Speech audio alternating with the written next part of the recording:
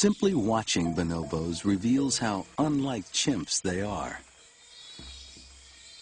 especially in ways we consider most human. I met them the first time and I thought immediately they're totally different. The sense that you get looking them in the eyes is that they're more sensitive, more sensual, not necessarily more intelligent, but there's a higher emotional awareness, so to speak, of each other and also of people who look at them.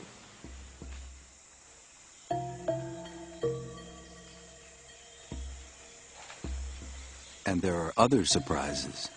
Scientists had assumed that all great apes fit into hierarchies dominated by males, like the chimps.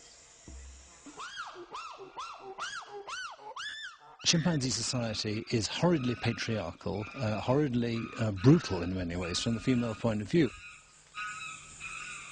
In order to be an adult male chimpanzee, you have to be able to dominate all of the females.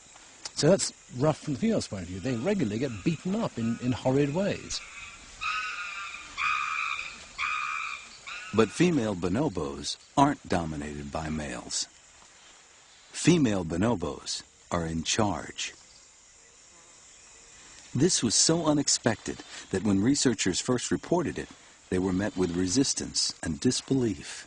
I remember I got comments back saying, no, this is totally wrong. The males are all off in groups. They're just doing it when she's not looking.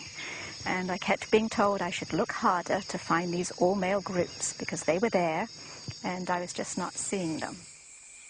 But bonobo society is matriarchal, difficult as it was for some scientists to accept. When something doesn't fit your thinking, the best way to deal with it is to shove it out of the window and ignore it. And that's what the scientific community did. But at mealtime, it's unmistakable. Sisterhood is power. Although males and females search for food together, females decide how it is shared out. A fallen bolingo fruit is a favorite.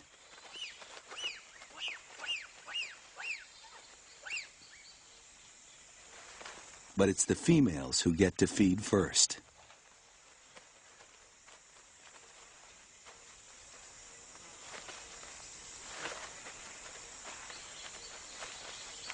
Male chimps wouldn't tolerate it, but male bonobos have to wait their turn.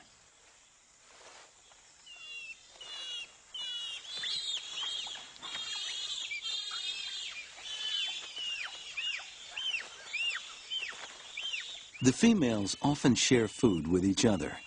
It's a crucial way of strengthening their bonds. The males might want to muscle in, but if the females stand united, the males remain under their collective thumb.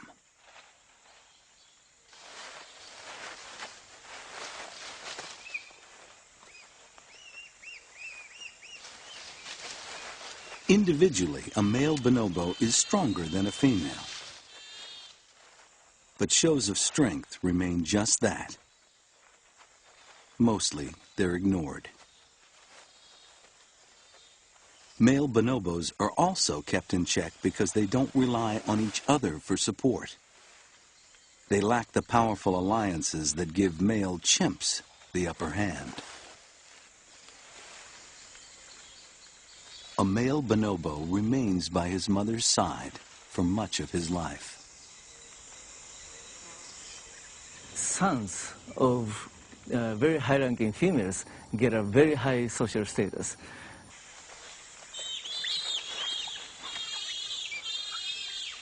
They are always depending on their mother. Even if they are fully grown adult males, they are still following their old mother and ask for her help until their mother dies.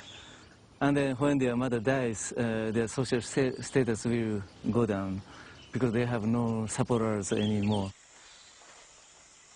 Sometimes this happens at a very young age.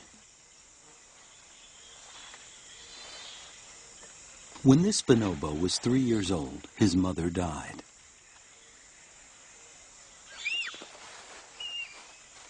Since then, he's had no influence within the group.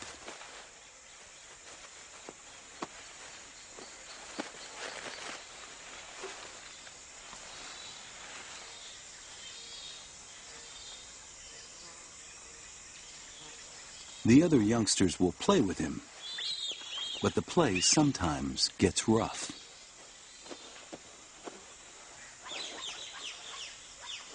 When things seem to be getting out of hand, a mother bonobo intervenes and winds up biting the orphan on the hand.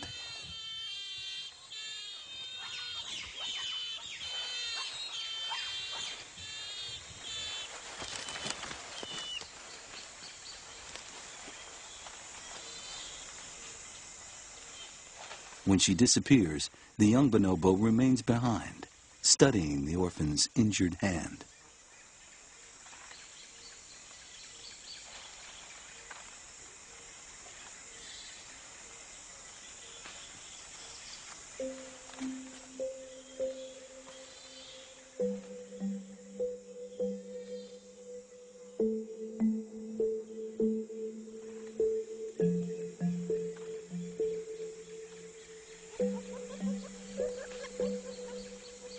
The orphan is isolated and injured.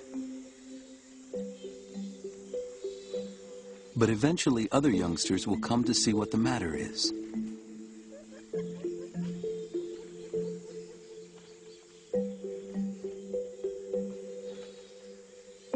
They appear curious, even concerned.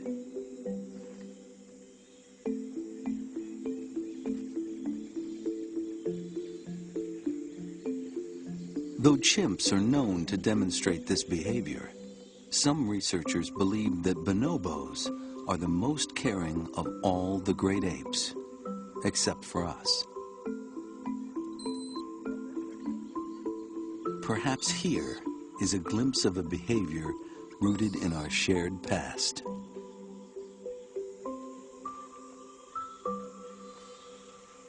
Bonobos aren't just concerned with each other.